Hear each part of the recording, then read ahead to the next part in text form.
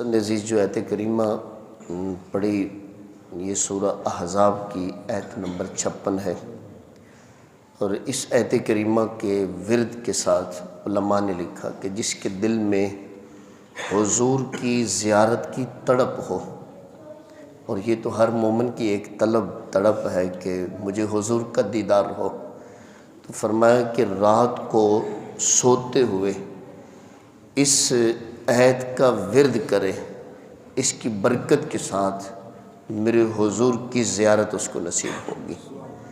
اور اس آیت کریمہ کے اندر حضور پر درود پڑھنے کا بیان، محبت کا جو بیان ہے نا، وہ اللہ رب العزت نے فرمایا ان اللہ وملائکتہ یصلون علی النبی، بے شک اللہ اور اس کے فرشتے درود بھیجتے ہیں علی النبی، نبی غیب داں پر۔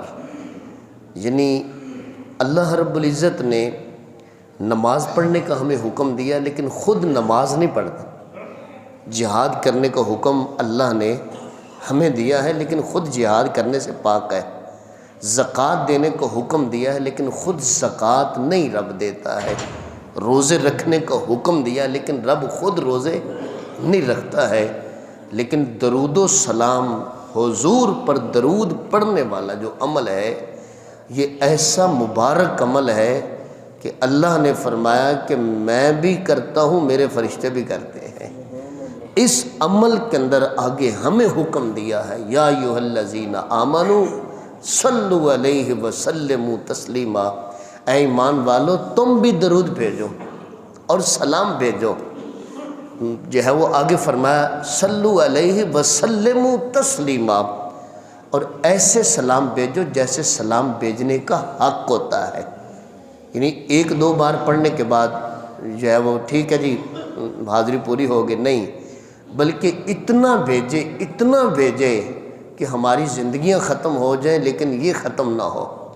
یعنی پڑھتا رہے، یعنی حضور کی محبت ہے نا، تو آقا کی محبت کے اندر یہ عمل جو ہے وہ کیا جائے، حضور پر درود اور سلام جو ہے نا وہ پڑھا جائے، تو اس کی فضیلت علماء نے لکھا ہے کہ باقی جتنی بھی عبادتیں ہیں نا، ان میں قبول ہونے یا نہ قبول ہونے کا اس میں شیبہ ہے کہ ہم نے نماز پڑھی، پتہ نہیں قبول ہوئی یا نہ ہوئی۔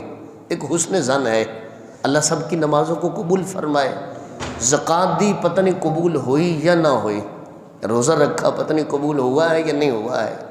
لیکن درود و سلام حضور پر پڑھنا یہ قطعاً قبول ہی قبول ہے، جتنا بھی پڑھا جائے۔ اور پھر تجربے کی بات ہے کہ جو بندہ درود پاک کثرت کے ساتھ پڑھتا ہے، اس کی طبیعت میں مٹھاس ہوگا، اس کی طبیعت میں نرمی ہوگی، وہ حلیم المزاج ہوگا، نرم مزاج ہوگا۔ اور جو بندہ درود نہیں نہ پڑھتا، تو کبھی آپ اس سے ملے تو وہ سلام کا جواب دینا بھی اس کے لیے مشکل ہوتا ہے۔ وہ ایسے ہی گلی میں چلتے ہوئے بھی جیسے وہ لڑکے آ رہا۔ لیکن جو درود پڑھتا ہے، وہ جہاں سے بھی گزرے تو اس کی طبیعت کے اوپر، چہرے پر ذرا بشاشت، مسکراہٹ اور نرمی ہوگی۔ یہ ایک جو ہے نا وہ پڑھی لکھی بات ہے۔ وہ شہد کی مکھی ہے نا، تو اس سے کسی نے پوچھا کہ تو میٹھا شہد کیسے بنا لیتی؟ اس نے کہا میرے پاس ایک وظیفہ ہے، یہ وظیفہ میں پڑھتی ہوں تو اس کے ساتھ، حالانکہ وہ کڑوے رس بھی چوستی ہے، پھول کڑوے بھی چوستی ہے، کسیلے بھی چوستی ہے، مختلف ذائقوں والے پھولوں کا وہ رس مختلف جگہوں سے چوستی ہے، تو لیکن آگے آ کر وہ شہد میٹھا بن جاتا ہے، اس کا لعاب لگتا ہے، اور وہ شہد شفا بنتا ہے، اور اس کی بڑی قیمت اور قدر۔ وہ کہتے ہیں نا چھوٹی مکھی کے شہد جناب میں نے جو ہے نا وہ لینا ہے، جتنا مرضی مہنگا ملے جناب مجھے فلاں شہد چاہیے، تو وہ اس مکھی کا لعاب لگنے سے، تو اس سے کسی نے پوچھا کہ تم میٹھا شہد کیسے بنا لیتی؟ اس نے کہا میرے پاس ایک وظیفہ ہے۔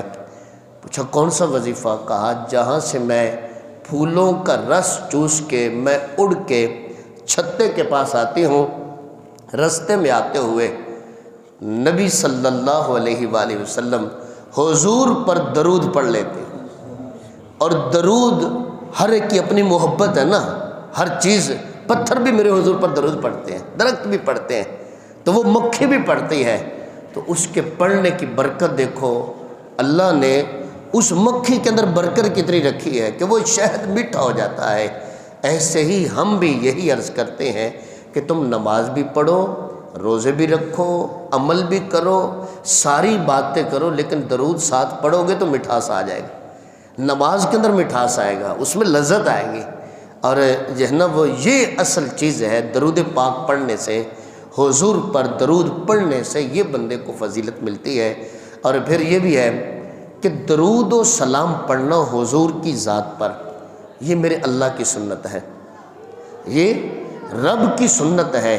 ذرا اس حوالے سے، سنت الہیہ کے حوالے سے ذرا دیکھیں کہ کسی عبادت کو اللہ نے سنت کے طور پہ نہیں اپنایا، لیکن درود و سلام کو خود فرمایا کہ میں بھی پڑھتا ہوں، میرے فرشتے بھی پڑھتے ہیں۔ نماز ہے نا، نماز یہ رب کی سنت نہیں ہے، حضور کی سنت ہے، نبیوں نے پڑھی ہے۔ تو حضور مخلوق ہیں، مخلوق کی سنت میں خالق کی سنت میں فرق ہے۔ مخلوق کی سنت جو ہوگی نا، عمل ہوگا، اس میں قید ہوگی، منع وائز ہوگی کہ اس وقت کرو، اس وقت نہ کرو۔ اس لیے نماز کبھی پڑھنے کا حکم ہے، کبھی نہ پڑھنے کا حکم ہے۔ جب سورج سر پر ہو تو نماز بندہ پڑھ سکتا ہے؟ نہیں نہ پڑھ سکتا۔ جب سورج نکل رہا ہو نماز نہیں پڑھ سکتا۔ ایسے ہی زکوٰۃ کسی پر دینا لازم ہے، کسی کے اوپر زکوٰۃ واجب نہیں ہے۔ روزہ کوئی نہیں بھی رکھ سکتا، کوئی رکھتا بھی ہے۔ حج کسی پر فرض ہے، کسی پر فرض نہیں ہے۔ جہاد کے لیے کوئی جا سکتا ہے، کوئی نہیں جا سکتا ہے۔ باقی عبادتوں کے اندر قیدیں بھی ہیں، منع وائز بھی ہیں۔ زکوٰۃ ہے تو وہ جو ہے نا وہ سال گزرنے کے بعد پھر اس پر آئے گی، تو کسی وقت کرنے کا حکم ہے، کسی وقت نہ کرنے کا۔